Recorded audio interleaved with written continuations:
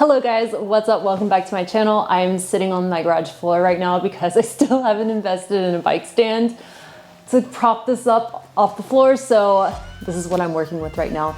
But I thought I would do a video on my latest upgrade that I've made on my mountain bike. I am still so long overdue to do a full video on everything that I have upgraded on my Bronson, because I would say probably at this point 90–95% of my bike is no longer stock. I've upgraded every part on this bike, and a lot of it I have not shown you guys yet. So I am much overdue to make that video, so that will be coming soon. But with all that said, I wanted to share with you guys my hub that I finally got, the wheel build that I did.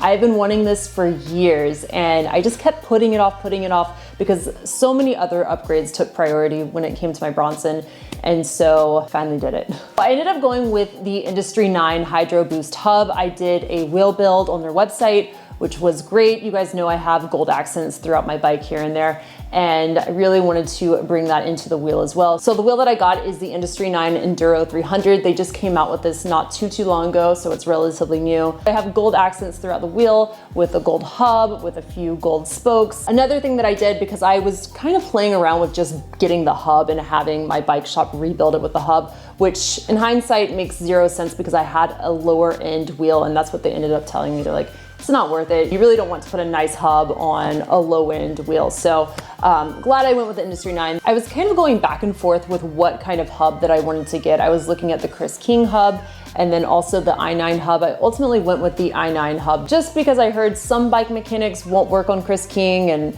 all that kind of fun stuff. So I decided just to go with i9. i9, I believe, has the highest engagement hub to date on the market. Correct me if I'm wrong, but they have about, I think it is like 691 points of engagement or something around there, something insane. So going back to the wheel build now, when it came to the wheel build, I was going back and forth if I wanted to go with aluminum or if I wanted to go with carbon. It really didn't come down to the price point, but it was just trying to figure out which would be the best route for me to go. And I talked to a lot of people. I talked to my bike shop, and they were telling me that it would ride slightly different, which was something that I was very worried about because I've never ridden carbon rims before. And as you guys might know, pretty much my whole bike's carbon. My frame's carbon, my bars are carbon, my cranks are carbon. I love carbon, I think it's awesome.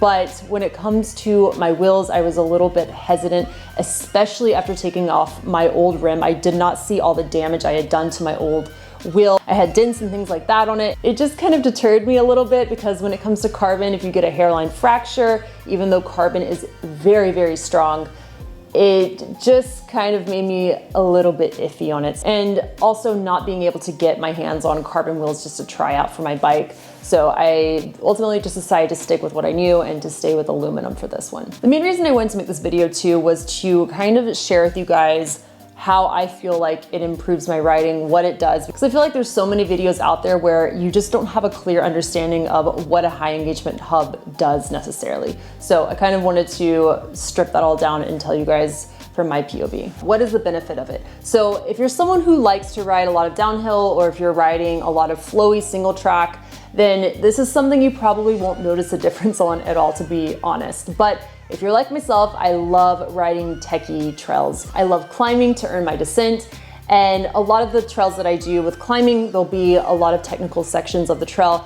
And this is where a high engagement hub really stands out the most. So putting this as simply as possible, if you had to sum up everything in just a short and sweet version, I would say a high engagement hub allows you to put down the power efficiently. It also allows you to climb up those really techie sections a lot easier. With a lot of the lower engagement hubs, you'll see that there's a lot of give in the cranks when you go to pedal. You have like that wobble in between. And that in a lot of cases can make or break you getting up something really technical. You might end up having to put a foot down.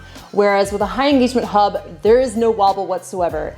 The second you put down the slightest bit of pressure on your pedal, that rear wheel is immediately starting to engage. And that's where you're really able to put down the power efficiently. It allows you to climb up these really techie parts of the trails with a lot more ease. In a lot of cases, you can almost ratchet your pedals back and forth and inch up slowly, especially when you're on these really difficult parts where it's slow go, you're just trying to power up and you're getting stuck and things like that. It really, really allows you to keep moving and inching forward. So there's a lot of benefits to it with that. All in all, I really love it. It's been an awesome upgrade for me, but again, like I said, if you're someone who's not riding a lot of technical trails, it's probably something you can put off and not something that you would want to upgrade right away or maybe later down the road or whatever, but you do ride a lot of techie trails, it's definitely helpful. I know some people absolutely hate loud hubs and some people really love them. For me, I've always loved the sound of loud hubs, not only for, you know, the engagement factor like I talked about, getting up the technical sections, all that, but it also kind of doubles, it allows people to hear where you are on the trail. So it's helpful for hikers that are also on the trail as well. I'm someone who does not like to ride with a bell. I record so many of my rides and I hate the sound of just the bell constantly going off. I don't like watching it. I know on some of my older videos that I did way back, I was wearing a bell, I had a bell on my bike, and I hated watching those videos back because of it. It's just so annoying. And I know some people think still like, well, the hub's annoying, but it's way less annoying to me having that than an annoying bell just ding, ding, ding constantly. So I like it because it kind of doubles with that as well. So it's just kind of an added bonus where people are able to hear you also on the trail. All right, we have to do the classic hub sound.